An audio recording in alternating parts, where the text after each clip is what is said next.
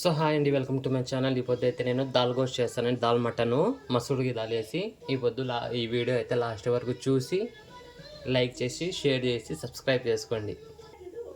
అక్కే మసాలాలు అండి, కడే మసాలా, షాజీరా, మిరియాలు, బిర్యానీ ఆకు, టెస్టింగ్ సాల్ట్ అండి. అవి కొంచెం వేగినాక ఒక 3 ఎర్రగడ్డలు అండి, మీడియం సైజ్. సో ఎర్రగడ్డలు అయితే మెత్తగా మగ్గినాయండి. హాఫ్ కిలో మటన్ అయితే వేసేస్తాను.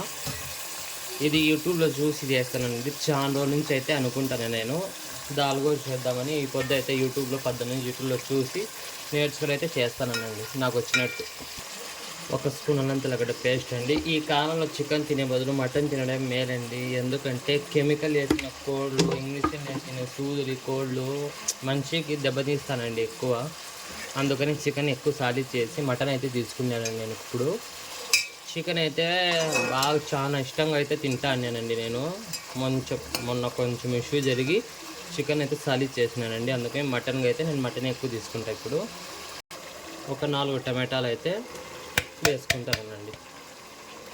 ఒకదాన్ని వీడియో తీసుకోవాలి, ఒకదాన్ని చేయాలంటే కాదు కదండి. నాకు వచ్చినట్టు చేసి పెడతానండి. వీడియో ఏమనుకోవద్దండి.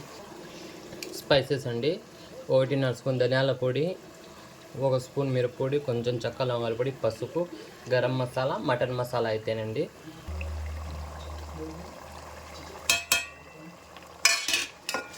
బాగా అయితే కలుపుకుందామండి. నాకు కొత్తిమీర అండి కొంచెం. బ్యాళ్ళు అయితే నేను 50% అయితే పక్కన ఉడకబెట్టినానండి. ఈ బ్యాళ్ళు అయితే దీంట్లో వేసేస్తానండి. దీంట్లో కూడా మొత్తాన్ని ఉడికిపోయి బాగా బ్యాళ్ళు అయితే మెత్తగా అవుతాయండి. మసూరికి దాలండి ఇది.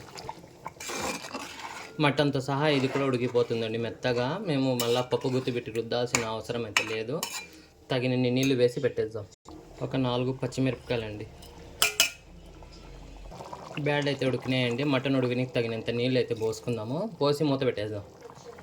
కొంచెం చింతపండు అయితే వేసుకుందామండి. పులుపుకి లాగొట్టి తినలేం కదండి.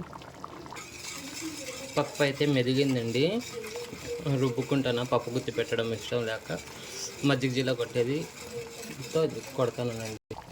సో ఫ్రెండ్స్, ఆల్మోస్ట్ అయితే కర్రీ రెడీ అయిందండి. కరెంట్ అయితే మధ్యలో దొబ్బేసిందండి. అందుకు ఫోన్ ఫ్లాష్ ఆన్ చేసి వీడియో అయితే పడతాను. సో అండి, కర్రీ అయితే ఆల్మోస్ట్ రెడీ అయిందండి. కొంచెం కొత్తిమీర వేసి ఒక 5 నిమిషాలు ఉడికిచ్చి బంద్ చేసేద్దామండి పొయ్యి. కర్రీ అయితే పప్పు అయితే చాలా బాగా వచ్చిందండి. ఉప్పు తక్కువ అయితే ఉప్పు టేస్ట్ చూసానండి. టేస్ట్ అయితే నెక్స్ట్ లెవెల్ వచ్చింది ఫ్రెండ్స్. సో ఫ్రెండ్స్, పప్పు అయితే రెడీ అయిపోయిందండి. మసూర్కి దాల్ మటన్ చేసి కర్రీ అయితే చేసేసినాను. టేస్ట్ అయితే నెక్స్ట్ లెవెల్ ఉండండి. చిన్ని వీడియో అయితే ఇది అయిపోద్దు. మళ్ళీ రేపు కలుసుకుందాం. Bye bye.